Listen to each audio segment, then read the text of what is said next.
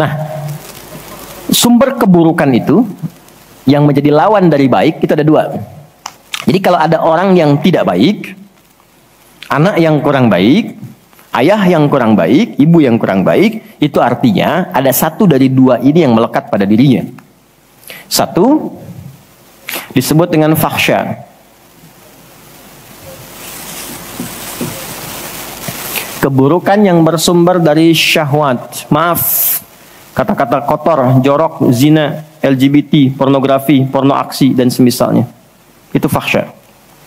Jadi nggak mungkin orang sholat, kata-katanya jorok, perilakunya menyimpang. Nggak mungkin. Karena sholat mencegah itu.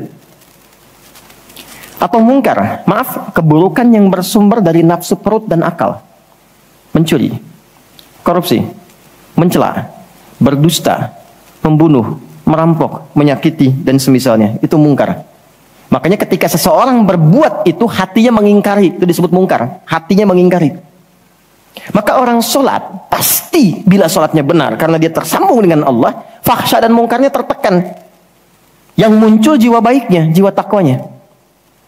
Ketika yang muncul kebaikannya, yang buruknya ditekan, maka yang keluar dari semua bagian tubuhnya, semuanya perilaku baik. Itulah sebabnya ketika Allah berfirman tentang hal ini, disampaikan di Quran surah 29 ayat 45. Innas sholata tanha anil fahsya wal munkar. Mengujinya gampang. Kita uji dengan sejarah pendekatannya. Semua masyarakat di era Nabi, itu kan sebelum masuk Islam perilakunya itu sangat menyimpang. Tidak kenal kebaikan. Tak kenal kebaikan itu jahlun namanya. Orangnya jahil. Kalau disatukan jadi jahiliyah. Gak kenal kebaikan. Ya, maaf, yang mencuri banyak, zina hatam. Ya, perilaku menyimpang banyak. Disebutnya jahiliyah. Tapi ketika datang risalah Islam, yang diajarkan pertama sholat. Sholat merubah mereka dari jahiliyah menjadi khairu ummah. Kalau ada yang paling jujur, itu. Yang paling dermawan, itu. Yang paling baik, itu. Paling disiplin, itu. Kok bisa sholat ditunaikan bisa merubah seseorang jadi lebih baik? Ada sesuatu dalam sholatnya. Itu yang nanti kita akan pelajari. Itulah sebabnya kenapa anak-anak dari kecil usia 7 tahun khususnya yang diajarkan sholat. Masih ingat hadisnya? Ya, saat anak berusia 7 tahun ajarkan sholat. 10 tahun dia masih malas, beri pelajaran yang membuat dia mengerti. Bukan berarti harus memukul ya. Kalau di Arab adatnya begitu, itu biasa.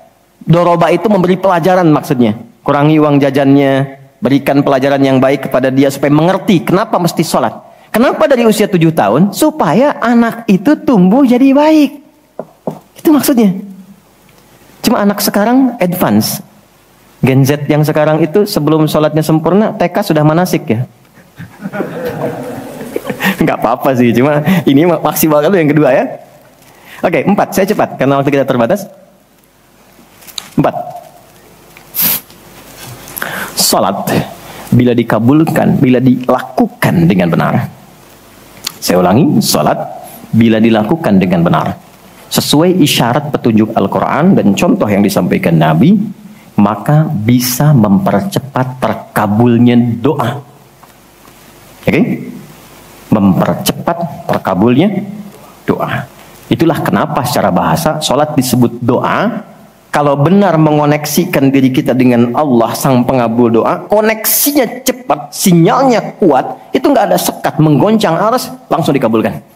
Dan nggak ada jeda. Oke, Quran langsung, surah ketiga, ayat 38 sampai 39. Surah 3 Ali Imran, ayat 38 sampai 39. Kita belajar dari kisahnya Nabi Zakaria alaihi salam. Contoh kecil sekali. Secara singkat sudah berumah tangga, sudah sekian lama, rambut sudah memutih, fisiknya sudah letih. Itu dilukiskan di surah Maryam nanti, ayat 1 sampai 9 kita dapati. Istri divonis secara medis, nggak mungkin punya keturunan. Secara medis loh, sudah menopause dan maaf mandul. Secara medis nggak mungkin, secara klinis nggak mungkin. Tapi ini yang paling hebat. Jika manusia, catat ini baik-baik ya. Jika manusia sudah menyimpulkan nggak bisa, itu tanda langsung dari Allah supaya menengadahkan permohonan langsung kepada Allah tanpa campur tangan makhluk. Karena Allah ingin mengabulkan apa yang Anda minta secara langsung, bukan lewat campur tangan makhluk. Baca itu. Dan pahami untuk tidak putus ikhtiar. Jadi kalau rahmat Allah itu jangan dibawa dengan putus asa. La taqnatu mir rahmatillah. Jangan pernah putus asa. Jadi jangan ada bahasa begini, ya nggak mungkin, ya nggak bisa. Jangan diambil. Begitu orang mengatakan nggak mungkin, itu tanda dari Allah. Allah ingin memberikan langsung tanpa campur tangan manusia. Maka apa yang dilakukan Nabi Zakaria? Beliau kemudian sholat di mihrabnya Maryam. Ini saya sedikit bahas tentang mihrab, sedikit saja. Quran surah 3 dulu, di ayat 37, di paling kiri sebelah bawah pojok di mushaf standar. Secara singkat saja, mihrab itu satu tempat yang fungsinya mempercepat terkabulnya doa dan mendatangkan rezeki dari sisi yang tidak diduga. Awas, kita bicara keimanan ya. Dan di situ dipertaruhkan. Mihrab ini tidak harus lebar dan luas. Sehamparan sejadah nggak ada masalah. Yang penting kita gunakan untuk ibadah saja. Di luar ibadah keluar. Itulah kenapa tempat imam disebut mihrab. Kenapa? Karena imam mewakili makmum untuk memohon kepada Allah dalam sholat berdoa. Makanya kualifikasi imam mesti khusus, bukan imam biasa. Baik. Kemudian tidak harus di masjid, di rumah boleh dibikin. Maryam pernah dibuatkan mihrab. Saat beliau mengkhususkan diri ibadah, di situ apa yang terjadi?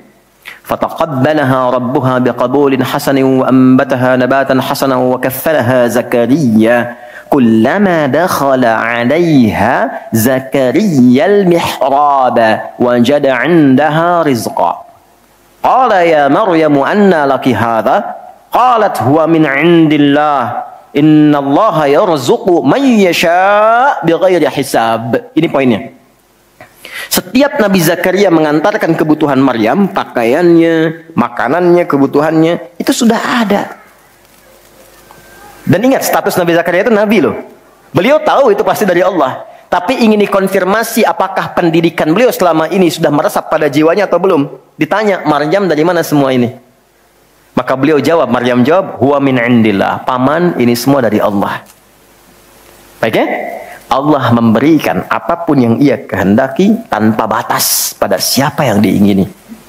Maka ini dibaca oleh Nabi Zakaria. Mayyasha itu. Jadi kalau ada di Quran diksi mayyasha, jangan simpulkan ini untuk dia saja. Maksudnya, jadi seperti dia, maka Allah akan berikan seperti Allah berikan kepada dia. Maka Nabi Zakaria kemudian sholat di mihrabnya Maryam itu. Minta sesuatu yang selama ini kata orang terbatas. Apa yang dilakukan? Sholat. Dalam sholatnya minta. Perhatikan cara mintanya. Satu, menyebut nama Allah sesuai kebutuhan. Jadi Allah bentangkan semua nama terkait semua kebutuhan kita. Anda butuh rizki, sebut ya Razak. Anda butuh ilmu, sebut ya Alim. Ya kan? Anda butuh ketahanan mental diri, sebut ya Sabr. Itu 99 tersebar. Itu rumusnya di Quran surah ke-17 ayat 110. Quran surah 17 Al-Isra ayat 110. Qul id'ullaha aw id'ur rahman ayyamma tad'u falahul asmaul husna. Kalau Anda punya persoalan, segera curhatkan kepada Allah, minta, berdoa. Sebut ya Allah yang standar atau ya Rahman naik sedikit atau pilih nama yang sesuai kebutuhan kita. Jadi nggak harus semua disebut, takutnya nggak butuh dikasih. Ya Allah ya Sabar, nggak pengen punya masalah, turun masalah kan? Nah, Nabi Zakaria divonis ada keterbatasan, nggak mungkin diberi. Maka beliau meminta dengan nama Allah yang memberi tanpa batas. Dalam bahasa Arab disebut dengan Wahhab, pemberi tanpa batas. Kalau dialihkan jadi bentuk permintaan, fi'lil amri lit talab. Bukan perintah di sini tapi untuk meminta, maka rubah kalimatnya jadi hab. Kalau untuk pribadi, habli. Untuk komunal banyakkan hablana. Karena ini kasusnya pribadi, maka di ayat 38 beliau meminta, hunalika di mihrabnya Maryam. Da'a Zakaria rabbah.